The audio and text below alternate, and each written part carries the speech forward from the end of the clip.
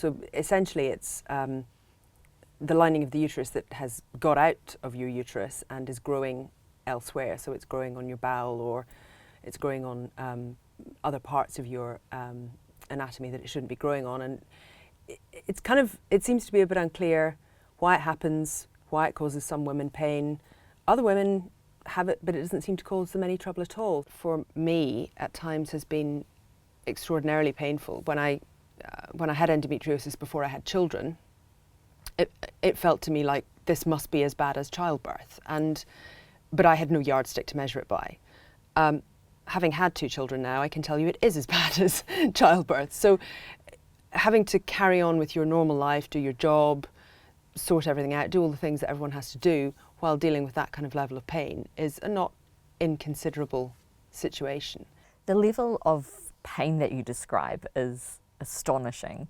And then knowing a little bit about your work history, the fact that you've been a war correspondent in the Middle East, and even just over the past couple of months that you have been covering this election, interviews every day with party leaders while you've been in that much pain. What do you think schools and employers can do to make sure that people who have endometriosis are properly supported?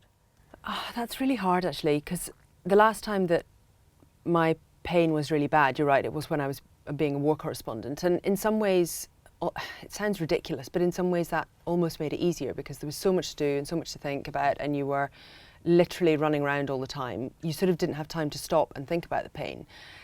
This time round, it's one of the reasons why I've ended up with a standing desk, because I've found that being able to move and being able to sort of wander around, or even just sort of jiggle around a bit sometimes in between interviews, actually was helpful, whereas sitting in the same position for potentially hours at a time became almost intolerable. So for people who know that they have this, and perhaps they've had a hard time getting a doctor to take it seriously enough, or they're starting to realise that the amount of pain they're experiencing maybe isn't normal and they want to do something about it, do you have any advice you could give them about where they could go next and what they should ask for?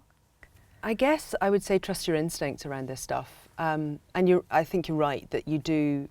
For years and years, I would say when I was a reasonably young or sort of middle-ish teenager that, I had this terrible period pain, or I had this terrible bleeding, or, but you have no yardstick. You don't know how bad it is, in connection with anyone else. And you don't really know what other people are experiencing. But if it feels bad enough to you, if it feels serious to you, I would say keep trying to go to your doctor, try to get to a gynecologist, and just literally trust your instinct.